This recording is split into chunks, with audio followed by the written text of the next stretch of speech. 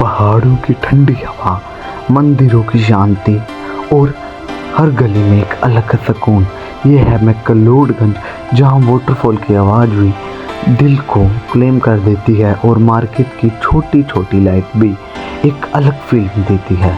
आज हम एक्सप्लोर करेंगे इस ब्यूटीफुल तिब्बतियन टाउन को, एक ऐसी जगह जहाँ आके टाइम भी धीरे चलने लगता है। सफ़र की शुरुआत हुई पठानकोट से।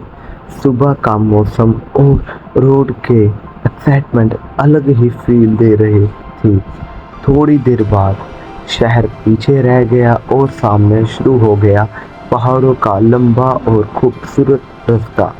हाँ, कहीं कहीं रास्ते काफ़ी उबड़ खाबड़ भी मिले, गाड़ी झटके भी खा रही थी, लेकिन हर मोड़ के बाद नज़ारे और भी ज़्यादा ब्यूटीफुल होते जा रहे थे। फिर थोड़ा और आगे बढ़े तो सामने एक लंबी सी टनल आ गई। जैसे ही हम उस टनल के अंदर गए, बाहर की रोशनी और पहाड़ों की आवाज़ें एकदम शांत सी लगने लगी और टनल से बाहर निकलते ही सामने फिर से वही खूबसूरत पहाड़ों के नज़ारे हमारा इंतज़ार कर रहे थे। फिर हम रास्ते का व्यू एंजॉय करते हुए अपनी मंजिल की तरफ बढ़ते रहे। रास्ते में इतने खतरनाक व्यू आए थे, आपको मैं क्या बताऊं। आज साइड में देख ही सकते हो, पूरे हरे भरे ट्री आ रहे थे, पर रास्ते का व्यू इतना अच्छा था, मैं आपको क्या ही बताऊं। रास्ते में चलते चलते हमें काफ़ी देर हो चुकी थी। हमें पठानकोट से निकले हुए कम से कम 2 घंटे हो चुके थे। इस कारण हम सब थक चुके थे। आपको मैं बताता हूँ कि रास्ते का व्यू इतना ख़तरनाक था, आप भी देखकर हैरान होंगे। ये देखो, फिर हमें दिखा सामने ग्रीन बोर्ड, जिस पर लिखा था कि धर्मशाला यहाँ से 15 किलोमीटर दूर है और मैक्लोडगंज 24 किलोमीटर दूर। इसको देख के हमारे अंदर उम्मीद की किरण आई।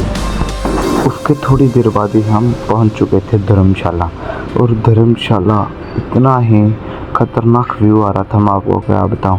इतने सुंदर सुंदर मंदिर और कैफ़े, रास्तों में लोग अपनी सुबह की सैर कर रहे थे और रनिंग कर रहे थे, और रास्ते में इतने खतरनाक व्यू आ रहे थे, मैं आपको क्या बताऊं। फिर हम धर्मशाला के जब अंदर एंटर हुए तो सामने ही बर्फीली पहाड़ियाँ दिखनी स्टार्ट हो गई और साइड में मार्केट का नज़ारा आप सामने देख सकते हो कि हमें सामने ही बर्फ़ के पहाड़ दिखने स्टार्ट हो चुके हैं। और एक दिक्कत हमारे साथ और बड़ी हो चुकी थी कि हमें रास्ते में इतना ज़्यादा ट्रैफिक मिला कि मैं आपको क्या बताऊं। इसलिए हम मैक्लोडगंज पहुंचने में लेट हो चुके थे। पर आप सामने देखो कि बर्फीली पहाड़ियों के इतनी सुंदर लग रही हैं, और हमारा आपको ये व्यू कैसा लग रहा है आप कमेंट में ज़रूर बताना। तो फिर हम पहुंच चुके थे मैक्लोडगंज पहुंच चुके थे। उसके बाद हमने नहा धोकर कपड़े चेंज किए और चले गए बक्शुनाथ वाटरफॉल की तरफ। तो आपको मैं रूम का रेंट बता देता हूँ। हमें यहाँ रूम मिला है 4500 का रूम मिले है, 2 रूम, क्योंकि हम 2 फैमिली गए थे, हमें 2 रूम 4500 के मिले। अभी इस टाइम सीजन चल रहा था, इस कारण इतने महंगे रूम हैं। अगर आप सीजन में नहीं आते तो आपको 1000-1500 का रूम। फिर हम आ चुके थे बक्शनाथ मंदिर के पास, जो स्विमिंग पूल है, और वो स्विमिंग पूल इतना सुंदर है कि मैं आपको क्या बताऊँ। ये स्विमिंग पूल बिल्कुल, इसका जो पानी है क्रिस्टल क्लियर है, और इसमें मैंने नहाया भी था। आपको ये एक क्लिप दिखाता हूँ, इसमें मैंने नहाया भी था। और ये स्विमिंग पूल का सीधा पानी ग्लेशियर से आता है।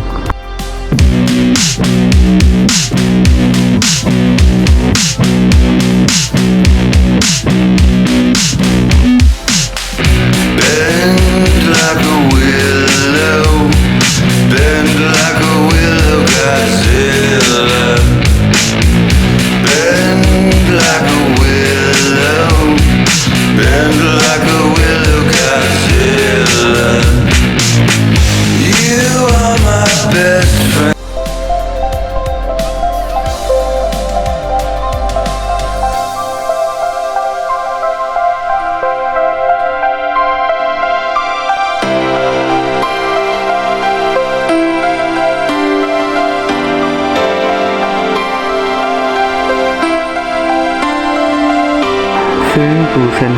फिर हम चले गए वाटरफॉल की तरफ। आप वाटरफॉल का व्यू देखो।